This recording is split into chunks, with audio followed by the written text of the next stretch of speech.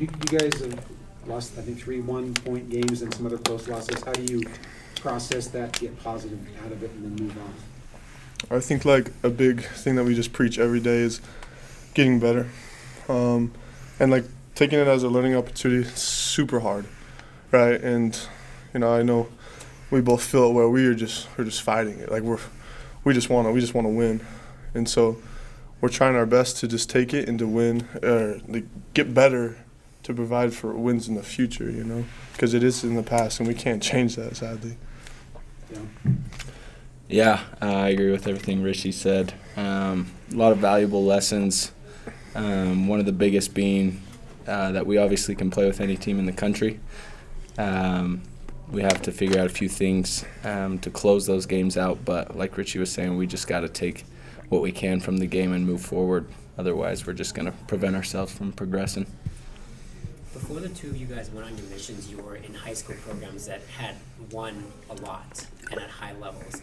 How are you guys kind of internalizing and like dealing with some of the losing that you guys have endured at the college level so far? It's frustrating at times, but we just try and control what we control, what we can control, at least for me. I've had a lot of conversations with my teammates, with my coaches, with my parents, and it all stems from you can sit and pout about it, right? You can reflect on it like, wow, we're losing, or you can try and do something like Richie said and get better every day. And so that's all champions. Coach has talked about how every champion has been in a hard spot before, and it feels like we have been throughout this year. And so we're going to learn from it, grow with it, and prove ourselves as champions. For both of you guys, sorry. No, I got nothing else. I was going to ask, how would you describe, you guys in the same boat, just having come back from missions and stuff like that, how would you describe maybe the ups and downs of coming back from missions and then playing, off your mission and just the experience of playing college basketball? I'd say it's incredible, and part of that is how hard it is. It's not high school basketball anymore. This is real stuff, and I'm super grateful for the opportunity that I've had, and I know Dallin is as well, to be able to have the time that we have had to learn. But it is hard, right? Yeah, it's definitely a process and a difficult one, but it's really good. Like you were saying, we're in the same boat, and that Richie has given me a lot of encouragement. He's pushed me since we've been here together. He's been the perfect guy for me, as being in that same boat where he's able to push me and those other freshmen who returned from missions. And then we have some great leaders on the team who have helped us in that process. Some guys like Trevin Nell, Spencer Johnson, they've been through the same journey that we are right now, and so they're great mentors for us. And ups and downs for sure, but it's been a fun process. Yeah. Coach pointed to the youth on this squad. You guys are freshmen, there's sophomores and foods, etc. How much do you guys have to take essentially a long view in a way from this season, but also project ahead? Because you guys know you've got 2-3 years still to play down the road. I think it really is one thing my dad has always talked to me about is if you picture like a thick rainforest, all you can see when you're in the bottom is trees, but when you can get above and see the big picture, that's when we can see the growth. But I think it's a battle that we fight, because we want to win so bad, and we're here to win.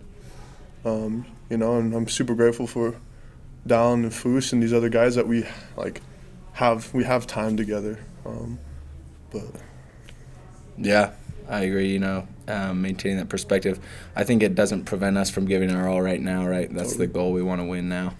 And then a huge step in the future is not getting complacent, and we want to push each other. We want to push our team to new levels that it's never reached before, and a big part of that is keeping ourselves healthy and not being complacent. I think those are two big keys for us. For you, Dallin, facing Cam Shelton for a second time, what can you take from that first matchup that you bring into this game against LMU? Cam's a really good player. He's super physical, a really good on-ball defender, and so I think some things I learned from the last game is just being really strong with the ball. He likes to get in guys and try and take the basketball away. And also, we don't want to let him just guard the ball the whole game. We want to make the other guys really guard. And so that's our goals, is to get the ball moving around, get our offense moving, so that Cam Shelton, the amazing defender he is, we want to make sure that he's not just the only one guarding. We want to make everyone out there guard and wear them all out. 2 more questions. Of all the kind of aspects of you guys' game that you feel are correctable right now, is there maybe one that if you guys kind of corrected, it would kind of snowball and help the other ones get better? Does that make sense? Yeah, I think for me is just getting to the offensive boards. I'm a little disappointed in myself in this last game, but I didn't crash every time, and that's something that I really try hard to do, and that's a big focus for me in this week. And yeah, Dallin doesn't really have much, so Yeah, right. he's doing good.